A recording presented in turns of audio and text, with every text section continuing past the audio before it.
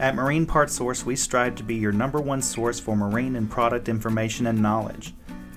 In this video, we'll take a look at the components included in the BARR MC-1-865735 exhaust manifold kit.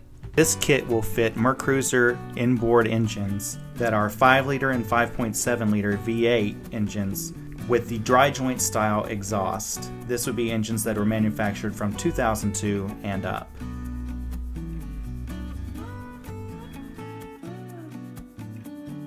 The first component that you'll see when you open the box will be the exhaust manifold to head gasket.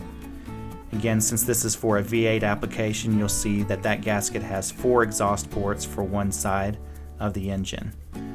There's also a riser mounting package. This will have the exhaust riser gasket, as well as the mounting screws and nuts. It's important to note that this kit includes the restricted gasket for the exhaust elbow.